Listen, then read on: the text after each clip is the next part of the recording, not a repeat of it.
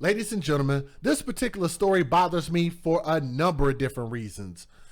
If I can kind of gently explain where I'm coming from first, if you guys are listening to this stream, I'm going to say some things that are not going to sit well with your sensibilities. This is your disclaimer that I might say some things that are going to piss you off. So if you cannot handle that, this might not be the stream for you. For my church-going people, if you cannot handle the fact that I'm going to lay down the justice and I'm going to judge this man, right? For those who believe you're not supposed to judge, the Bible actually says you are supposed to judge. Judge lest thou be judged. Meaning, for the standard that you set for people to be judged at is the standard that you will be judged at. We are all supposed to judge. For anybody who believes that it says that you're not supposed to, it is incorrect. You have to read the whole verse. Okay? So the individual that we're going to talk about is going to be judged today. He looks like one of those individuals that probably was telling y'all you're not supposed to judge. Why? Because he was out trying to rape boys. Yes. Real live pedophile on the screen. I want y'all to look at that beat up face. I don't want y'all to feel bad for this bastard at all. For anybody who knew him at church and for anybody who knows him in Oklahoma, I want y'all to unmask, treat this man just like you treat all pedophiles. What is a pedophile? That means somebody who messes with children who are underage, prepubescent. If you're above that, that would be a hebephile. For people who might not understand the difference, that would make this man a pedo. We're going to give you guys some of the details. So Oklahoma, my original home state, takes the L. More importantly, the city of Mustang, Oklahoma takes the L. Matter of fact, I know people might get mad about this, but my benevolent white people are going to take the L tonight. How about that? Come on, don't get in your feelings. Y'all got to hear out the story. Don't get mad. All right. The Oklahoma father beat a pastor after he caught him inappropriately touching his 9-year-old son. While the dad staked out a bus stop and recorded the incident, according to police. That tells you everything that you need to know right there, first and foremost. For the people who believe that the only children who are out there getting kidnapped and getting raped are little girls, no. How many stories this year have we done about little boys being molested and sexually abused? Quite a few of them, of all different races, of all different nationalities. Quite a few have been boys. It happens to children. This is why I say we need to advocate for children first. This thug that you see on my screen did something that is very heinous. He stalked a boy, and he was probably doing this for a while. And I bet you this little boy was probably scared too. And I'm going to tell you, sometimes you just can't look at a person and judge them. You can't be in somebody's church and judge them and think that, oh, well, because they're in the church, they're good people. They would never do something like this. My children are safe. No, I'm sorry. I don't trust anybody around my kids. Just because you wear the cloth don't mean that I'm going to give a damn about what you're talking about, that I'm going to just blindly just put my blinders on and allow you to be around my damn kids, let alone in your neighborhood, because I'm pretty sure that the people that lived out there in this neighborhood were probably thinking, we moved out here to the suburbs. We built up all these good, nice houses over here. We got a great police staff and nothing ever happens out here. And next thing you know, children out here getting fondled on. Why? Because people are missing the red and yellow flags. I'm telling you, there has to be something about this individual. And that was actually his picture that was online on this church's website. Oh, the picture looks nice. It's a good picture. But the lie that hides behind that smile is very devious. By the time the Oklahoma City police arrived to the scene, Michael Coghill, who's 33 years old, that fool, had been left with a fractured skull and a black eye. Let that be my daughter. They be scraping his ass off the ground in pieces. This man got off very lucky. And I'm pretty sure the only reason why the father didn't go any further, because he didn't want to face a jury trial and potentially go to jail for murder. Because I'm pretty sure he probably felt that way. But let's keep going. Coghill has been charged with indecent act to a child and is detained at the Oklahoma City Detention Center after the father showed the recording to the police. And I hope he made a backup copy so you don't ever lose that. Oklahoma City police did not respond to whether the child's father was charged in the attack when contacted by the news, and I hope that he don't. And matter of fact, I'm going to say this.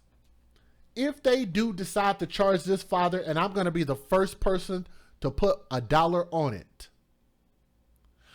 If y'all at the AFC or anybody listen to the sound of my voice, if this father ends up getting charged and goes to jail and has to face charges and have to get a lawyer, I'm going to put the first dollar up to make sure that I help pay for his legal fees. How about that? If that father puts up a GoFundMe for protecting his son, I'm going to put some money up for that. How about that? For kicking that fool's ass. Oh, he deserved an ass whooping. He deserved a grand ass whooping. He deserved a flogging, a hanging, a tossing over the bridge, a running over with a car. Whatever would have happened to him still wouldn't have been enough justice for what he did to a kid. When are y'all going to stand up for the kids? You hear me? We talk about supporting a cause that matters. This is a cause that matters. When I talk about protecting your children, it means putting your life and your livelihood on the line to let people know not to F with your kids. You're not going to mess with our kids. If you got them thoughts in your head, you better get rid of them, pray them away, put some holy water on them. I don't know what you're going to do, but you better do something. If that hand is going to cause you to sin, what does the Bible say, Michael Coghill? It says you are better served to cut it off. Am I wrong? Do I have my scripture wrong? Maybe let's let Michael Coghill let me know if I have that wrong. If your hand is going to cause you to sin, if your eye is going to cause you to sin, then you are to cut it out and dispose of it. Is that not what the good book? Is that not what the good book say? This is what I call a Bible thumper. A Bible thumper is somebody who preaches the word and don't live nothing by it. And he definitely does not. This was not the first time that he was followed and interacted with the child at the bus stop. Isn't that something? He been stalking this child. The boy told his parents that he'd seen Coghill jogging in the area several times before, and that Monday he had touched him in a way that made him feel uncomfortable. Coghill, who was a pastor at Lake Homa Church of Christ, did not live in the neighborhood.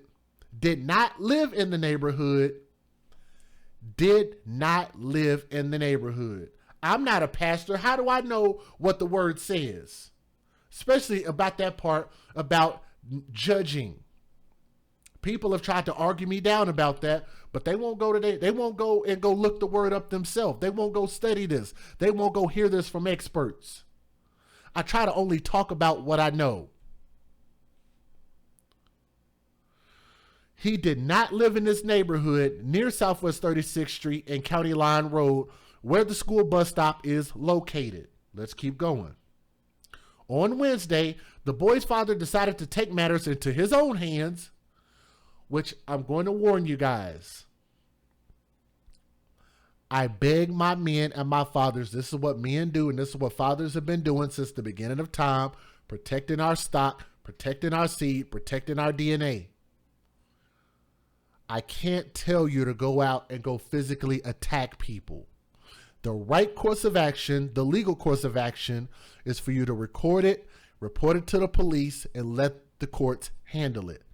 I cannot advocate, but what I can do is I can tell you I understand why you kicked his ass. I don't feel bad that you left his ass black and blue and bloody all over the damn place. I don't feel bad about it, and I feel like he deserved it. But please understand the difference, men. The system is not geared for us to win. It's not. So be careful if you decide to step in the line of vigilante justice and putting your freedom at risk. But again, I'm going to tell y'all, if he does need a lawyer, I'd be willing to put some money on it. I don't know about the rest of y'all, but I damn sure will. Let's keep going. He parked the car where the child was visible and waited for Coghill to show up, and he recorded the alleged incident. While he was watching the school bus stop, our suspect ran by him, ran past the bus stop where the children were waiting. He turned around, he came back and stopped where he touched the child, according to Sergeant Dylan Quirk. After recording the incident, the enraged dad confronted Coghill before pummeling him and leaving the cleric with a fractured skull and cracking his left orbital socket in his face. I don't feel bad, do y'all? I don't. Coghill's alleged behavior left neighbors in shock. Lake Homa Church of Christ released a statement condemning Coghill's actions and saying he has been relieved of his duties. Coghill's profile has since been removed from the church's website. But I will tell the church, if they're listening to the sound of my voice, he is still on y'all YouTube page. So maybe you want to take his pedophile videos off of y'all YouTube channel. Okay? Let's keep going. Our church leadership has no tolerance for any type of abuse. Safety is our highest priority for our community, congregation, and especially our children. These past years, we've made significant efforts to secure our children's area, providing the highest safety standards possible, it added. Parents commended the boy's father on Facebook post announcing Coghill's capture by police. That's how it should always be, looking out for everybody's children. Thank you for some real justice, according to one of the people that commented. KCG said, street justice, and in this case of a perv bothering children, I say this beating was justified. But again, I want you guys to understand that when you do this type of thing, you're putting your freedom at risk. It's best to handle things legally. That's always where I'm going to stand. But like I said, I do understand smashing this fool out. Let me give you guys the fair usage, and let me let you guys hear the holy word. Let's get it. Federal law allows citizens to reproduce, distribute, or exhibit portions of copyrighted motion pictures, videotapes, or video discs under certain circumstances without the authorization of the copyright holder. This is called fair use. It is allowed for purposes of criticism, news reporting, teaching, and parody, which doesn't infringe of copyright under 17 U.S.C. 107. If y'all are listening, make sure y'all click that thumbs up. Share this video. Let's get it. Oklahoma's own News 9 starts now. Good evening. Glad you're with us. A Metro dad takes down a jogger who police say is much more than just a man out for a run. Investigators say he's a pastor and is now jailed on a child sex crime complaint. News 9's crime tracker Jennifer Pierce live at police headquarters with this disturbing case. Jen. Lacey, police arrested 33-year-old Michael Coghill for lewd acts with the child. Now, the victim's parents told police they caught him in the act. Residents in this neighborhood near Southwest 36th and County Line Road are still in shock. There's hardly any words that are camera appropriate because it's just a sickening. Lisa Ward's daughters wait at the same bus stop where a 9-year-old boy reported he was inappropriately touched by a man. The man, now identified as 33-year-old Michael Coghill. According to the police report, Coghill lives in a community nearby, and residents say he's a minister at a church in Mustang. I just thought he was a runner in the neighborhood. The victim told his parents Coghill ran by his bus stop several times and touched him in a way that made him uncomfortable. And he knew the time he would be there every day. That was like the most hardest part, the most just disgusting part. On Wednesday, the boy's father waited in his car to see if Coghill would return. While he was watching the school bus stop, our suspect actually ran by him, ran past the school bus stop where the children were waiting, turned around, came back, and stopped at the school bus stop where he touched the child. The victim's father ran after Coghill and tackled him to the ground. When police showed up, the suspect had visible injuries to his head and face. He was in the cop car, bloody. Police ask if anyone else has information that could help the investigation to let them know. If we have any more victims, we encourage them, if they know something, to say something and come forward. Now, I did call the church where Coghill is listed on the website as a minister there, but no one answered the phone. Reporting live at police headquarters. Yeah, the person who called police got the suspect on video before attacking him. Very shocking. Very, very shocking. So grateful that I'm able to walk with my child every day to the bus stop. Neighbors reacting after the arrest of 33-year-old Michael Coghill. He was arrested for lewd acts to a child.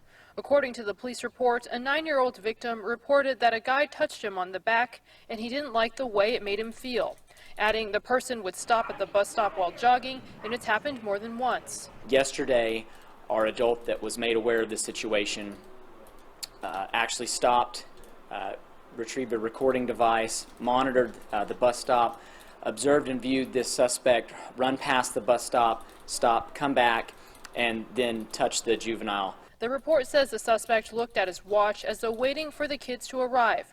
Police say the reporting party confronted the suspect and tackled him, leaving him with a skull fracture and cracked eye sockets. He was in the cop car, bloody. It was just gut-wrenching knowing that he was just in that cop car even across the street from me. I was like, ugh. She says she has seen him jogging before.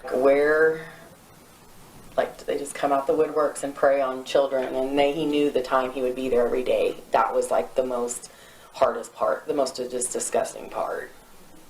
Ugh. We went to the suspect's address listed on the police report, but did not get a response. Hi, is this the home of Michael Coghill? Hello?